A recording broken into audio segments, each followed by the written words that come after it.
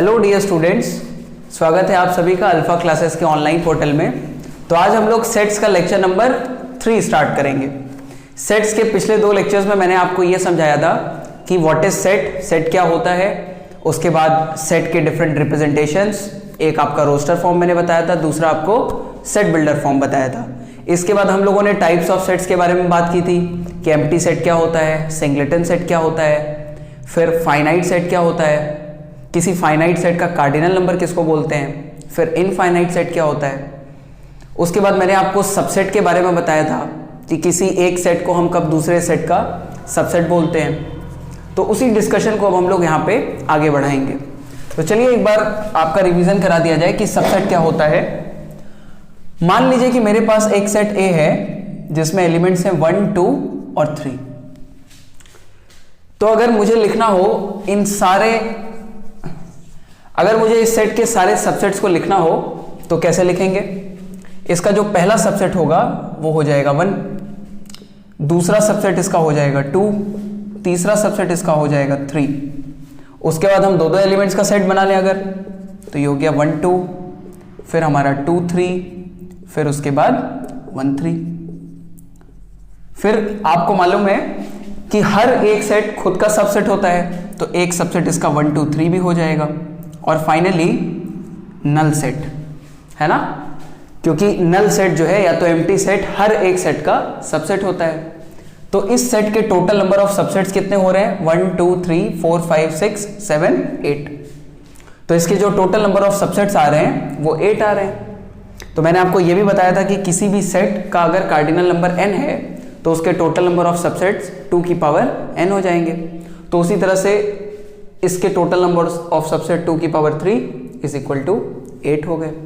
तो ये इतनी बातें हम लोगों ने पिछले लेक्चर में कर ली थी। इसके बाद हम लोग आज एक नया सेट सीखेंगे जिसका नाम होता है पावर सेट। पावर सेट, देखो पावर सेट क्या होता है। किसी भी सेट के टोटल नंबर ऑफ सबसेट्स का अगर एक सेट बना दिया जाए तो उसी को हम लोग बोलते हैं पावर सेट। जैसे हमारे पास ये वाला सेट ए है और इसके सारे सबसेट्स यहां पर लिखे हुए हैं। अगर इन्हीं सारे सबसेट्स को हमने क्या किया, एक सेट के फॉर्म में लिख दिया, तो सेट के फॉर्म में लिखने के लिए कुछ भी नहीं करना है, बस आप इस तरह से ऐसे कर्ली ब्रैकेट लगा दो, तो इसी सेट को हम क्या बोल देंगे, पावर सेट बोल देंगे। तो अगर हम एक लाइन में इसकी डेफिनेशन को लिखें तो इसकी डेफिनेशन को हम क्या लिखेंगे, तो लिख लेंगे the set formed by all the subsets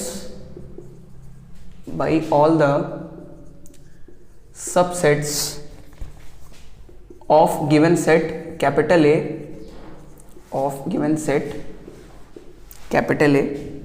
is called power set of A, ठीक है। उसके बाद इट इज डिनोटेड बाई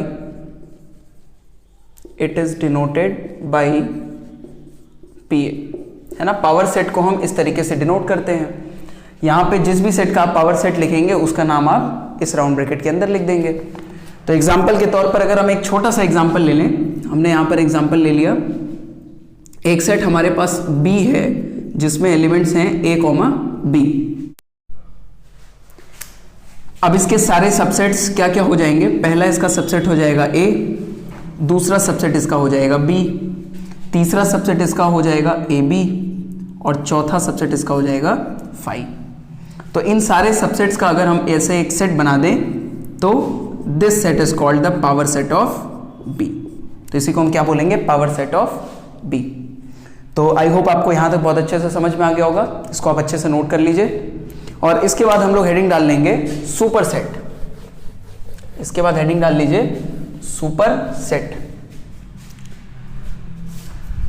तो सुपर सेट क्या होता है,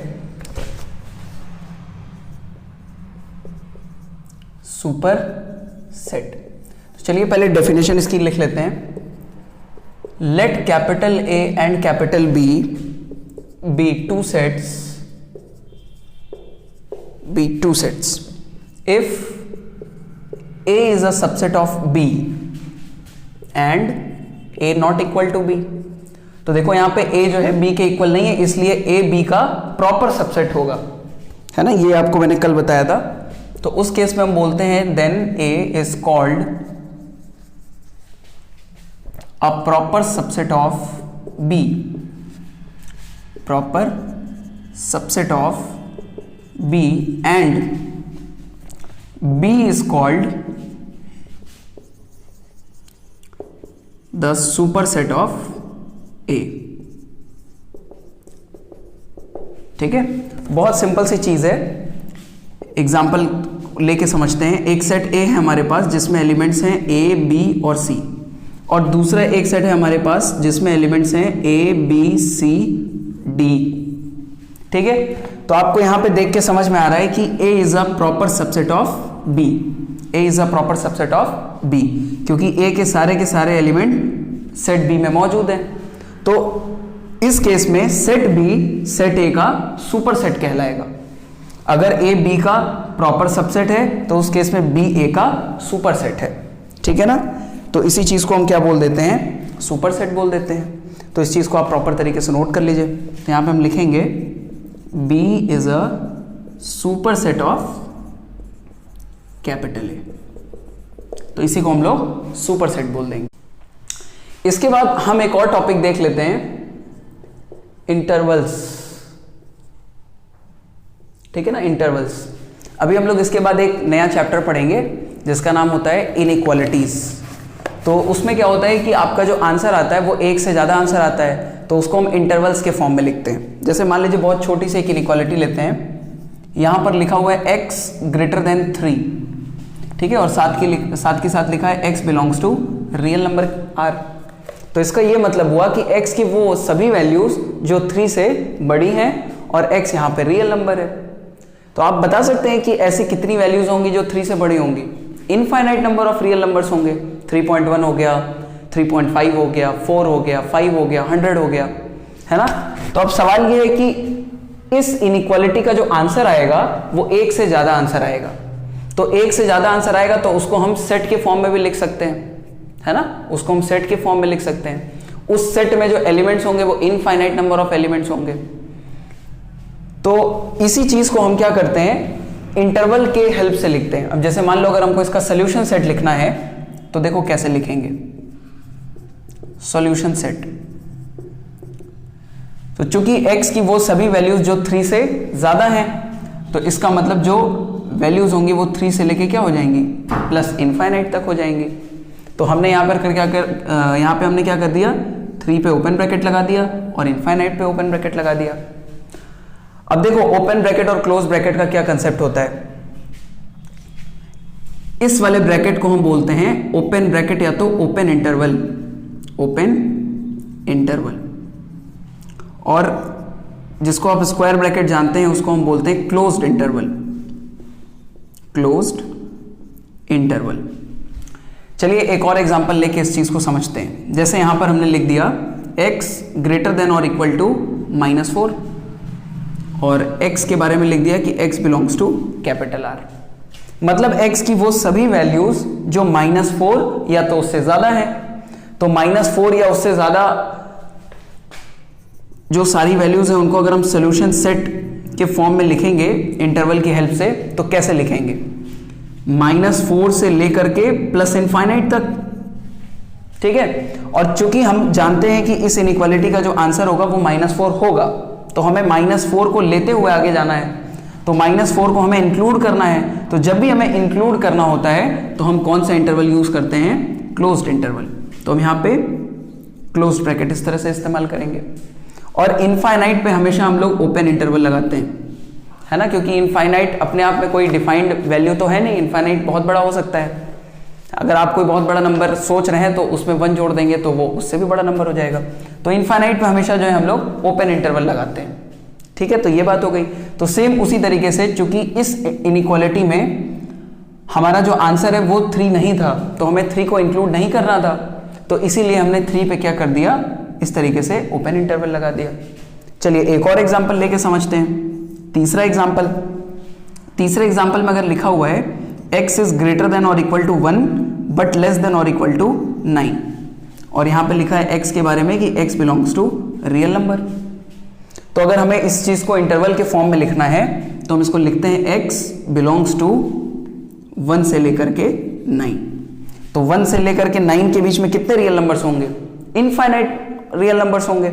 और साथ के साथ हमारी जो इनइक्वालिटी का आंसर है उसमें 1 और 9 दोनों ही शामिल है। तो हमें क्या करना है, 1 और 9 को इसमें इंक्लूड करना है, तो इसलिए हम लोग क्लोज्ड इंटरवल दोनों तरफ लगा देंगे इस तरीके से। ठीक है ना, ये हो गई बात। तो यहां तक नोट कर लीजिए। एक और एग्जांपल लेके देखते हैं।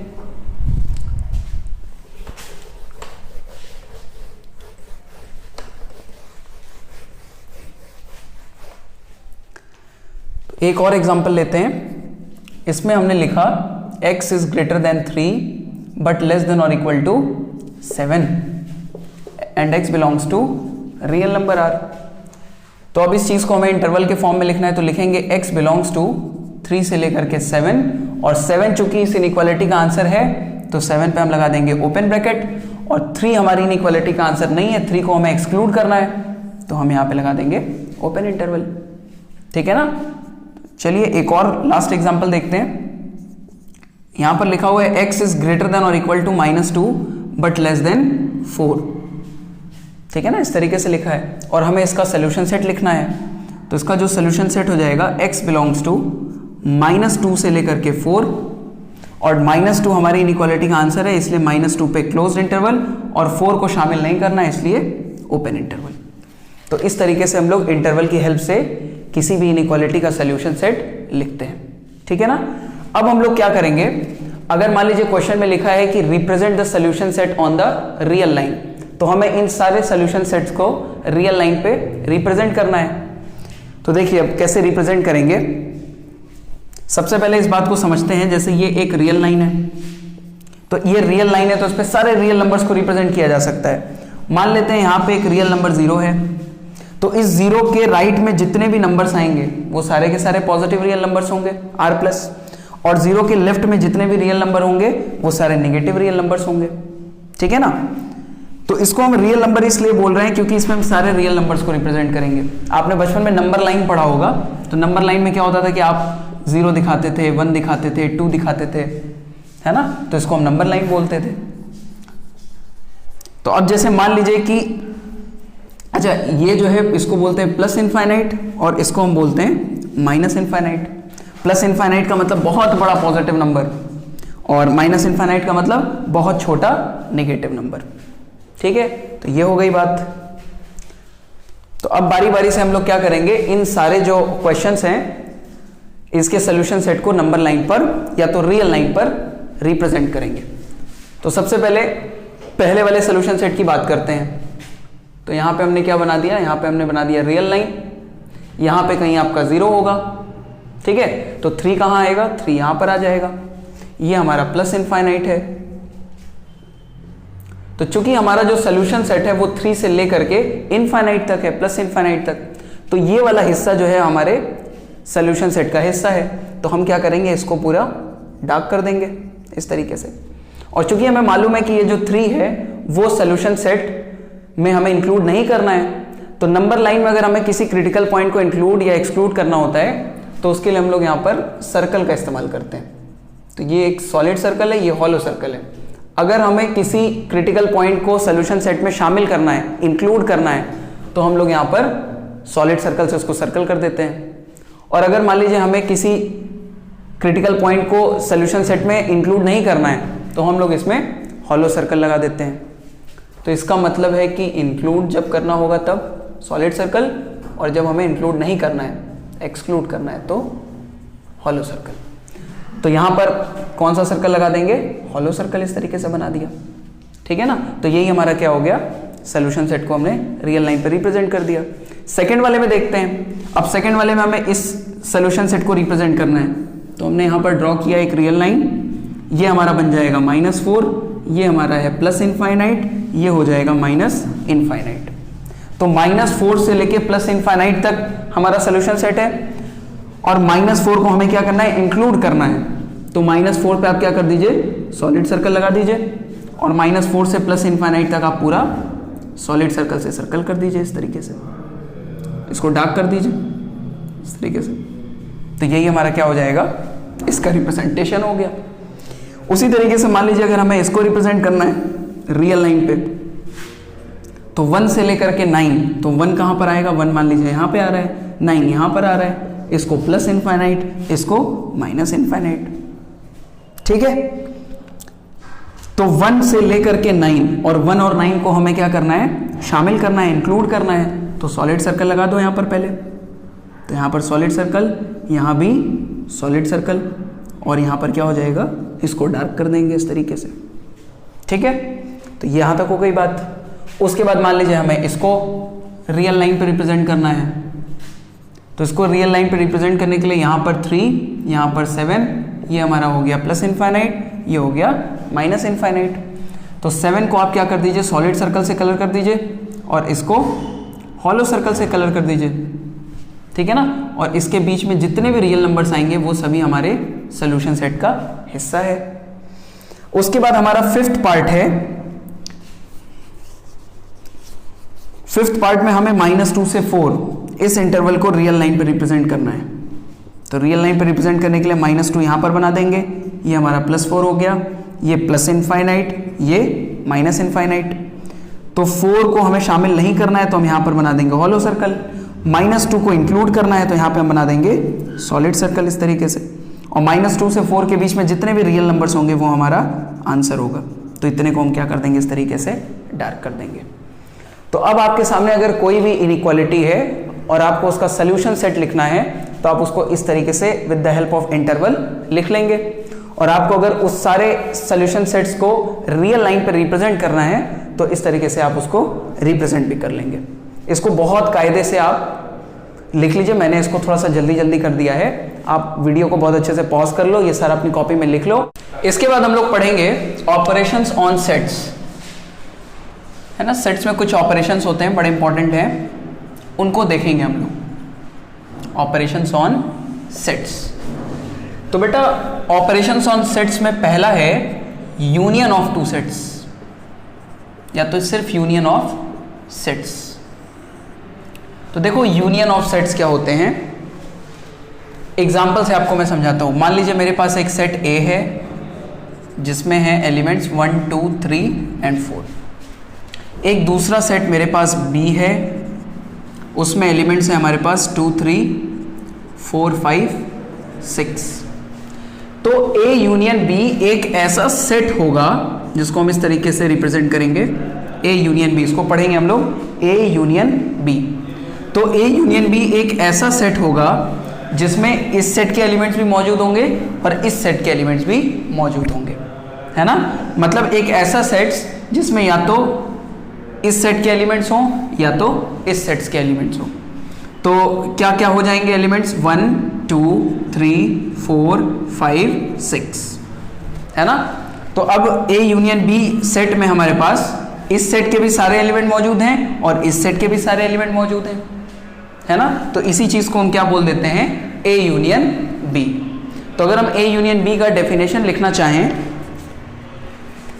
तो सबसे पहले तो इसको अगर हम सेट बिल्डर फॉर्म में लिखें तो कैसे लिखेंगे ए यूनियन बी को, लिखेंगे A union B is equal to X is such that X belongs to set A और X belongs to set B. मतलब ए यूनियन बी एक ऐसा सेट है जिसके एलिमेंट या तो सेट ए को बिलोंग करते हैं या तो सेट बी को बिलोंग करते हैं। यूनियन का मतलब ही होता है, यूनियन का मतलब और, या तो ये या तो वो। तो ये हमने उसका एक एग्जाम्पल ले लिया, ठीक है ना। इसका चलो एक और एग्जाम्पल लेके देख लेते हैं। एक और एग्जाम्पल लेते हैं, एग्जाम्पल नंबर 2। तो हमारे पास एक सेट ए है जिसमें एलिमेंट्स हैं ए, बी और सी।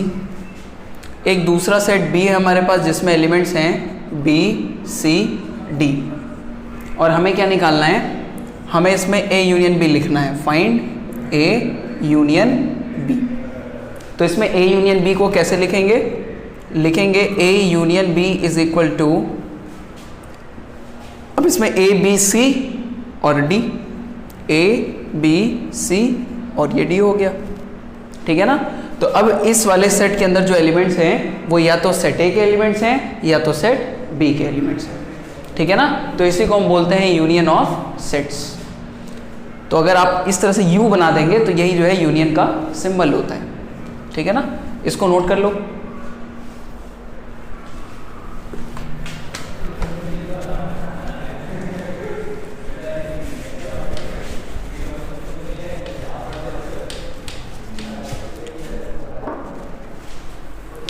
इसके बाद एक दूसरा ऑपरेशन देखेंगे, intersection of sets. Intersection of sets. तो देखिए इंटरसेक्शन ऑफ सेट्स क्या होता है, इसको भी एग्जांपल से समझ लेते हैं। मान लीजिए कि मेरे पास एक सेट ए है जिसमें एलिमेंट्स हैं 1 2 3 और एक दूसरा सेट बी है हमारे पास जिसमें एलिमेंट्स हैं 2 3, और हमें क्या करना है, इन दोनों सेट का इंटरसेक्शन लिखना है। तो ए इंटरसेक्शन बी को ऐसे लिखते हैं, यहाँ पे ए बी और उल्टा यू बनाते हैं। तो उल्टा यू सिंबल किसका सिंबल होता है, इंटरसेक्शन का सिंबल होता है। तो ए इंटरसेक्शन बी यहाँ पर कितना हो जाएगा, ए इंटरसेक्शन बी का मतलब ये हुआ वो सभी एलिमेंट्स जो सेट ए और सेट बी दोनों में मौजूद हों। तो ऐसे कितने एलिमेंट्स हैं और कौन कौन से एलिमेंट्स हैं जो दोनों में मौजूद हैं, 2 है और एक 3 है। तो इस केस में ए इंटरसेक्शन बी कितना आ जाएगा, 2, 3। ये हो गई हमारी बात। तो अगर हम ए इंटरसेक्शन बी को सेट बिल्डर फॉर्म में लिखें तो ए इंटरसेक्शन बी यहाँ पर कितना आ जाएगा, x is such that x belongs to set A and x belongs to set B. ये हो गई बात, ठीक है ना। तो ये ए इंटरसेक्शन भी हो गया। चलो एक और एग्जांपल लेके समझ लेते हैं इसको। एग्जाम्पल नंबर 2, ठीक है ना, ये एग्जाम्पल नंबर 1 था। तो एग्जाम्पल नंबर 2 में ले लेते हैं एक, क्या लें, यही ले लेते हैं 4 5 6 ले लेते हैं और एक सेट बी ले लेते हैं 4 6 8, और हमें क्या करना है, ए इंटरसेक्शन बी लिखना है। तो ए इंटरसेक्शन बी यहाँ पर क्या हो जाएगा, कॉमन एलिमेंट्स को लिख दो, 4 और दूसरा 6। यही हमारा कितना क्या हो जाएगा, ए इंटरसेक्शन बी हो जाएगा। तो ये दो ऑपरेशंस बड़े इंपॉर्टेंट है, इसको आपको ध्यान रखना है, ठीक है। इसके बाद एक तीसरा सेट होता है जिसको हम बोलते हैं डिसजॉइंट सेट्स, है ना, डिसजॉइंट सेट्स। तीसरा सेट हमारे पास होता है डिसजॉइंट सेट्स। तो देखिए डिसजॉइंट सेट्स क्या होते हैं, 2 sets capital A and capital B are said to be disjoint,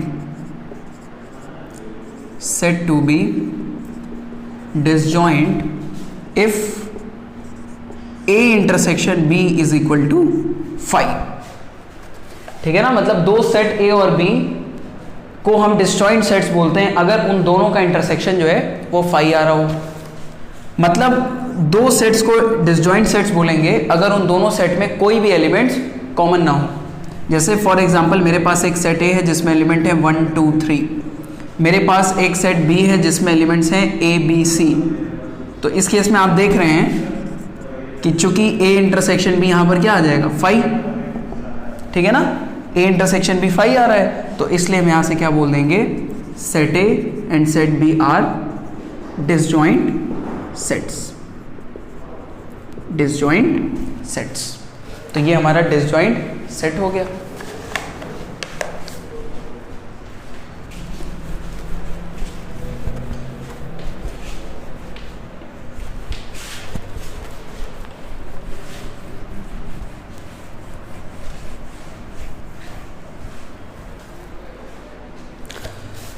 तो अब हम लोगों ने दो बेसिक ऑपरेशंस देख लिए, एक तो यूनियन ऑफ सेट्स और दूसरा इंटरसेक्शन ऑफ सेट्स।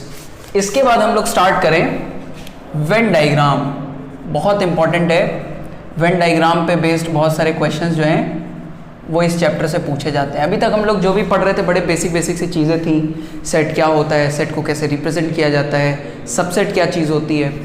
तो अब इस वाले टॉपिक से है जो आपके क्लास 11th में क्वेश्चंस पूछे जाते हैं। तो वेन डायग्राम एक ऐसा डायग्राम होता है जिससे हम लोग दो सेट या दो से ज़्यादा सेट की स्टडी कर लेते हैं इजीली। तो वेन डायग्राम को पढ़ने के लिए हम सबसे पहले एक सेट डिफाइन कर रहे हैं जिसको हम बोलते हैं यूनिवर्सल सेट। यूनिवर्सल सेट, ठीक है ना, यूनिवर्सल सेट। तो यूनिवर्सल सेट किसको हम बोलते हैं? एक ऐसा सेट जिसमें सारे एलिमेंट्स मौजूद हों, ठीक है ना, एक ऐसा सेट जिसमें सारे एलिमेंट्स मौजूद हों। A set in which all elements of a possible set, या तो ऐसे लिख लो all possible elements, नहीं, all elements of a possible set are present, ठीक है ना। यूनिवर्सल सेट डिपेंड करता है क्वेश्चन में गिवन सेट्स पर। जैसे मान लीजिए एग्जांपल के तौर पे समझते हैं, इसको हम डिनोट किससे करते हैं? It is denoted by capital you, है ना। ये यूनियन नहीं है, ये यूनिवर्सल सेट का सिंबल है। तो जैसे मान लीजिए एग्जांपल में एक सेट ए लिखा हुआ है, इसमें है 1 3 5 और ये 7, ठीक है ना। और एक सेट बी हमने लिख दिया यहाँ पर 2 4 6 8। तो अगर हम इन दोनों सेट के कंटेक्स्ट में यूनिवर्सल सेट के बारे में सोचें तो यूनिवर्सल सेट क्या हो जाएगा? यूनिवर्सल सेट को यहाँ पे आप क्या ले लो? सेट ऑफ नेचुरल नंबर ले लो, सेट ऑफ नेचुरल नंबर यहाँ पर ले लो। तो जो सेट ऑफ नेचुरल नंबर है ये यूनिवर्सल सेट, इस सेट में इस सेट के भी सारे एलिमेंट आ गए, इस सेट के भी सारे एलिमेंट आ गए। मतलब अगर हम एक बिल्कुल लेमन लैंग्वेज में बोलें तो यूनिवर्सल सेट का मतलब हो गया पूरी दुनिया, है ना, पूरी दुनिया जिसमें सारी चीज़ आ जाए, उसी को हम क्या बोल देते हैं? यूनिवर्सल सेट, ठीक है।